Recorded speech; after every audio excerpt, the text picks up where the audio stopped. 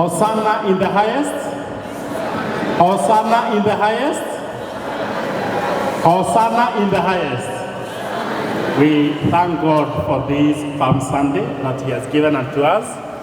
We should never take it for granted. This is 2024, and we have come this far not because we are worthy, but just because God has been gracious and merciful unto us, and He has continued to protect us, to guide us, and to direct us in everything that we do.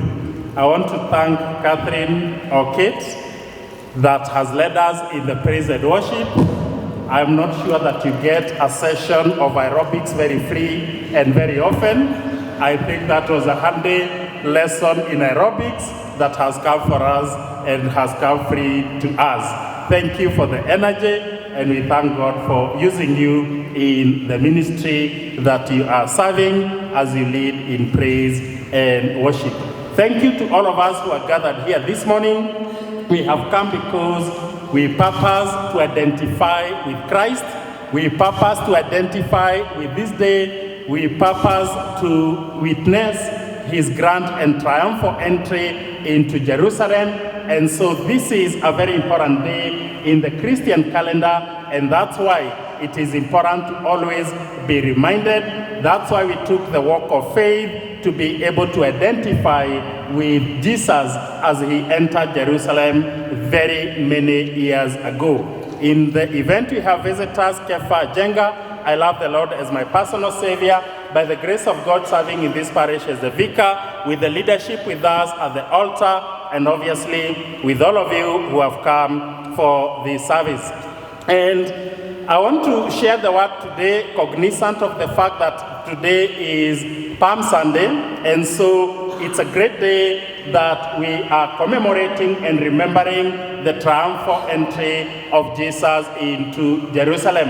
And my sermon is titled, The Conflict, Who is Jesus? The Conflict, Who is Jesus?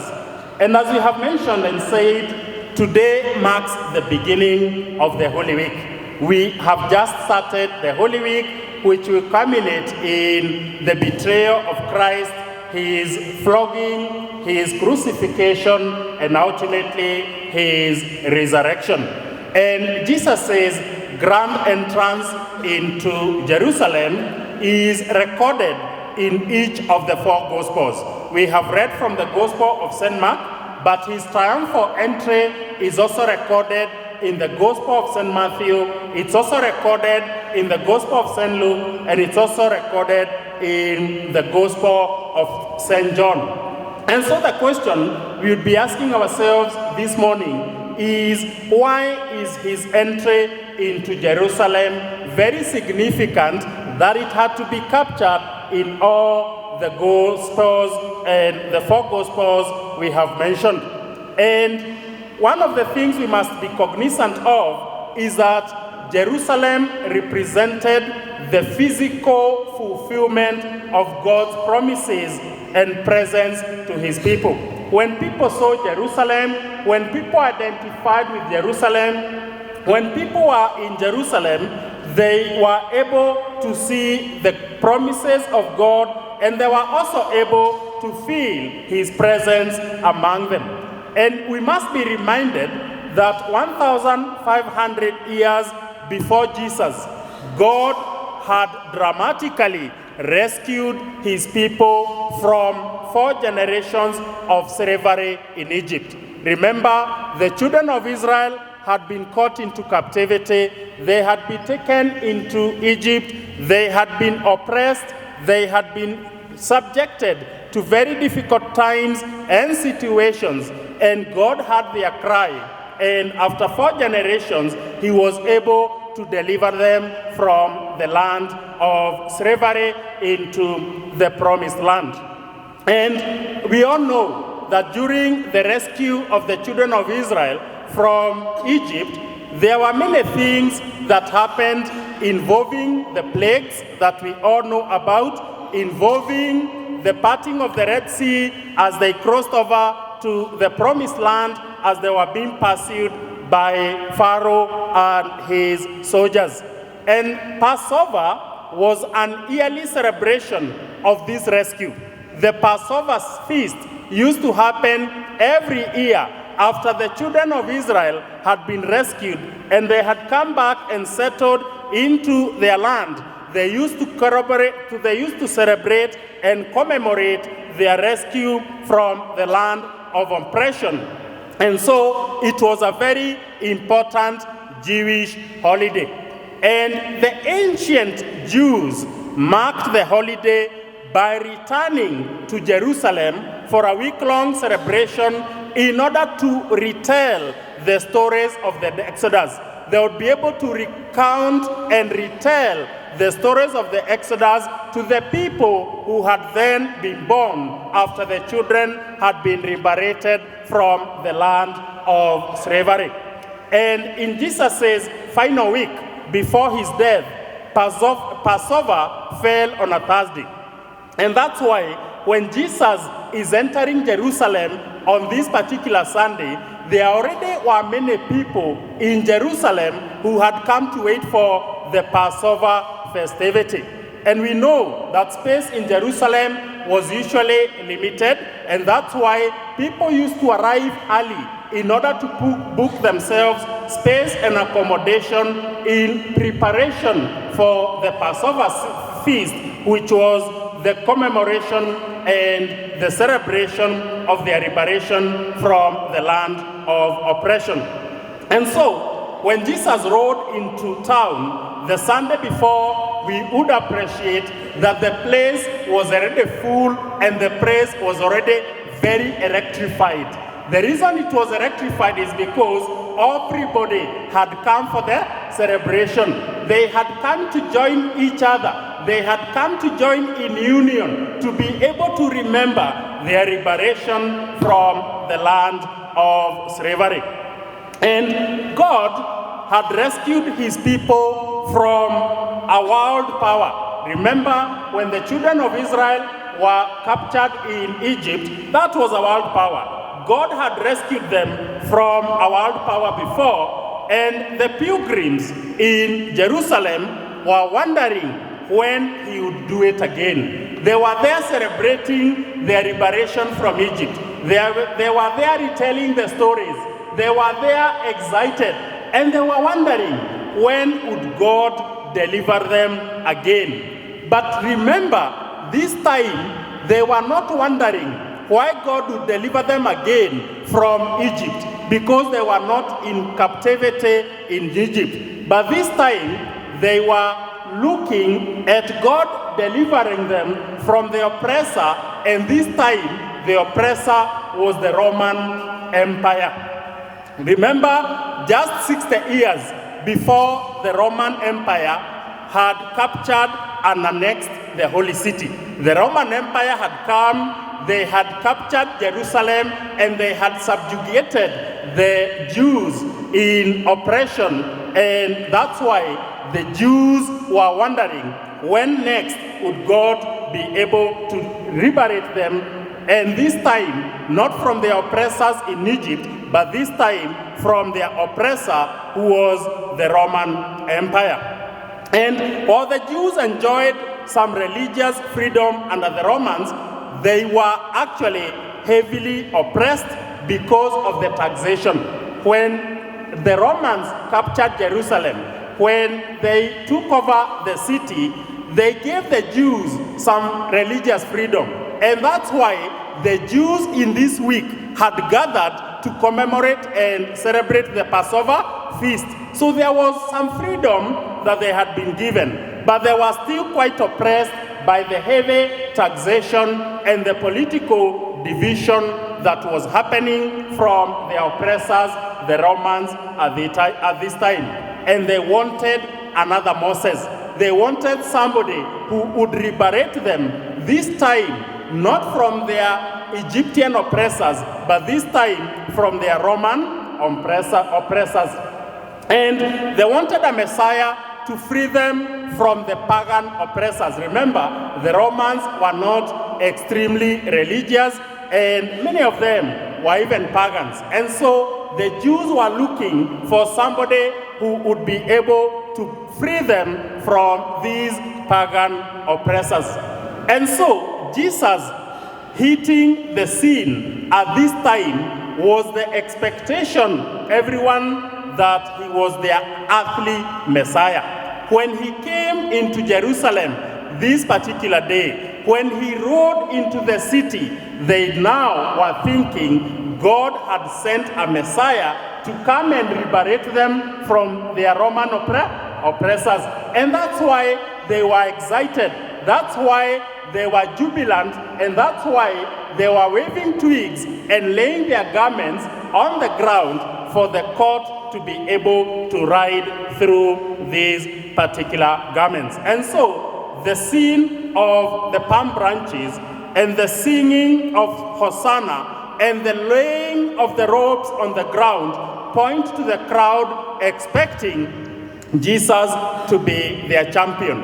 They were expecting he was coming to liberate them from the Roman oppressors.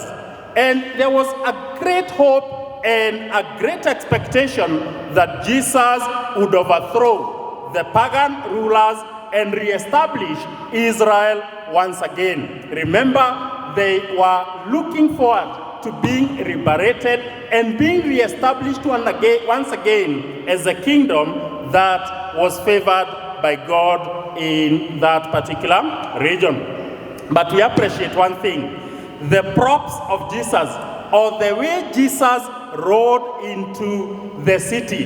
He had something very different in his mind in contrast to what the people were expecting. We are reminded that he came riding a donkey, and we all know that a donkey is a simple animal, and that a donkey is actually a stubborn animal, and that a donkey is a service animal, and it is built for work. In fact, many of the people from Central, and especially the Kikuyus here, would describe it as a minivan. They would actually say it is a car or it is a small van that has some fresh in it. But the donkey and its choice was a reinforcement of his devotion to his mission. He came as a servant, and that's why he chose a donkey as his vehicle of his entry into Jerusalem. And he was actually fulfilling the prophecy of Prophet Zechariah. And in Zechariah chapter 9, verse 9, it records and says, Israel's king would be righteous and victorious, humble and riding on a donkey. And so, the swarming crowds in Jerusalem that day saw in Jesus what they wanted most. What they wanted most at that time was a leader. What they wanted most at that time was a champion. What they wanted most at that time was a warrior, somebody who would liberate them from the oppression of the Romans. And they were also looking at a king to help them reclaim what was rightfully theirs as the kingdom that they had. But that is not what Jesus came to earth for. That is not what Jesus came to earth for. And that's why there was a conflict in the people that were there in Jerusalem at that time. And fast forward 2,000 years later, the conflict still exists in the minds of the followers of Christ. He did not come to reclaim political boundaries. That was not his mission. He did not come to fight physical wars as the people there expected. He did not come to depose foreign occupiers as the Jews hoped he would depose the Romans. But Jesus came to reclaim spiritual boundaries. Jesus came to wage spiritual battles and wars. And that was the reason why he had come into the world, because man had fallen short of God's glory.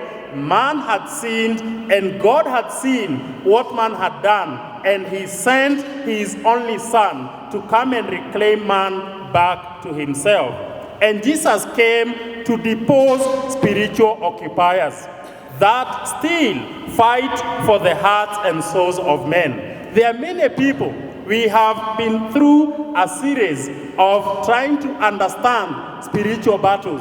And there are many of us in this 21st century who are still occupied in their hearts and souls by the evil one. And so Jesus was coming for such. Jesus was coming in order he could be able to dispose the spiritual occupiers who still fight for the hearts and the souls of men. And the crowds wanted a champion, but Jesus came as a servant king. We remember and we are reminded that a champion fights in your place. If you have a champion, he fights in your place. But a servant king fights alongside you. The question this morning, who do you have in your life? If you have a champion, they only fight for you, or they fight in your place. But if you have a servant like King Jesus, then it means he fights alongside you. The battles you are going through, he immerses himself in them, and he's able to make you win. He's able to make you triumph. Be reminded that a champion rescues but makes demands. A servant king rescues, then he has a right to rule and reform. Have you allowed the king who entered Jerusalem those many years ago to come and be able to rule and to reform you?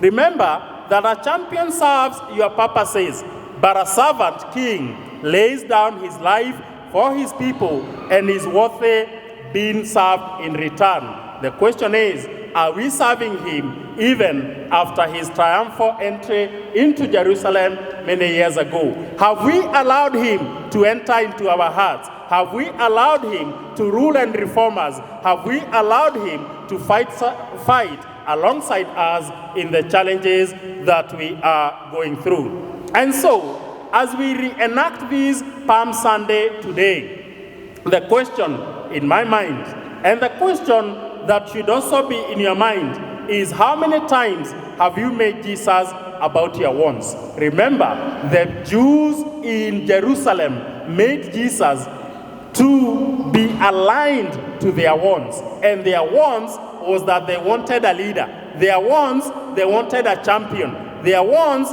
is that they wanted a king. How many times have we made Jesus about our wants? How many times have we dressed him up to suit our perspective like they did in Jerusalem those many years back? They dressed him by laying garments on the ground. They dressed him by putting palm branches on the ground. They dressed him by singing Hosanna to him. But they did not internalize the reason for his coming. And 2,000 and more years later, we are still dressing Jesus to suit our perspective. How many times have you treated him as your champion, fighting for your desires, instead of allowing him to be able to fight alongside you and not for your desires? How many times have you used him to uplift your way of life, instead of letting him to rule and reform your life? How many times have you seen yourself in that crowd making Jesus into who you want him to be, instead of allowing him to define himself? We have started defining Jesus in our lives instead of allowing him to define himself in our lives. And so I'm reminded, and I'm also reminding you, Jesus came as a king to serve rather than exploit his people. And the humility of the King of heaven riding on a donkey calls for only one response. And the only response it calls for this Palm Sunday is to live as he lived and to serve him in return.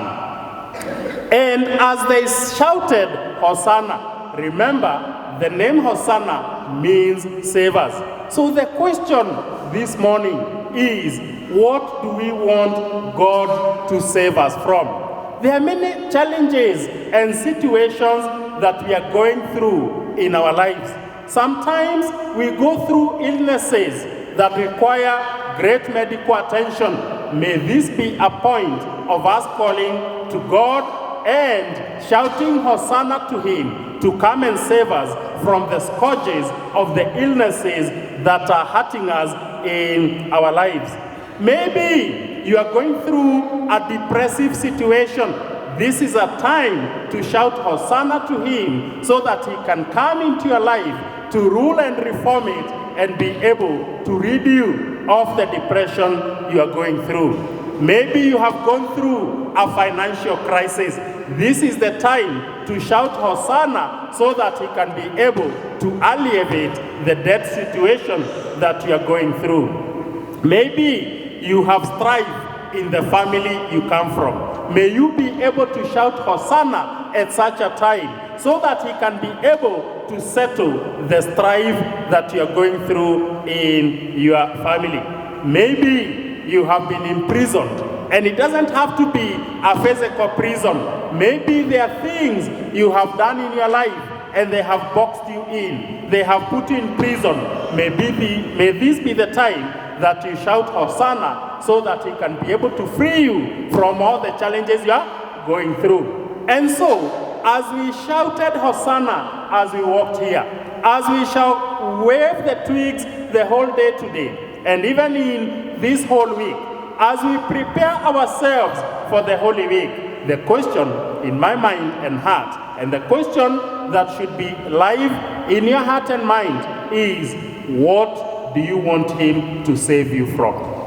Because when you shout Hosanna, you must also make it known to him what you want him to save you from. And so, if you are going through a situation, if you are going through a challenge, if you are going through a dark time, may you be able to shout Hosanna so that he can be able to save you from that particular situation. And so, may we be reminded of this Palm Sunday.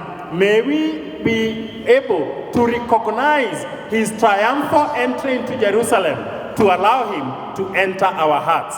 Remember that as he entered Jerusalem and they shouted Hosanna, down the road 5 days later, they were shouting, crucify him. How many of us have welcomed him into our hearts? But down the line, we have started crucifying him in the very hearts he came into. How many times have we crucified that who came into our hearts to rule and reform us?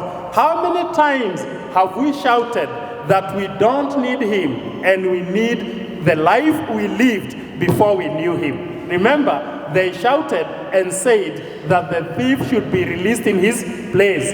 And so, it is possible that sometimes as Christians, we got baptized, we got confirmed, but we are still purposing and refocusing our minds to the life we lived even before we got the touch of Jesus. May God help us to be able to understand that as he entered Jerusalem, there were two types of crowds. There was the crowd that knew the reason he came, but there was also the crowd that joined because there were festivities. And so, even as we walked to the sanctuary this morning from the roadside there, we would appreciate there are some who might have joined us without internalizing the reason for the Palm Sunday. May it be able to dawn on us that as he entered Jerusalem, there are those who knew, and in their hearts, they had the conviction that he had brought salvation. May he be able to bring salvation in our lives. May we be convicted that he came to change us. May we be convicted that he came so that we can receive life and receive it in abundance. But we cannot receive it unless we are welcoming him with an open heart. Not welcoming him like some of those who welcomed him to Jerusalem and a few days later were shouting, crucify him.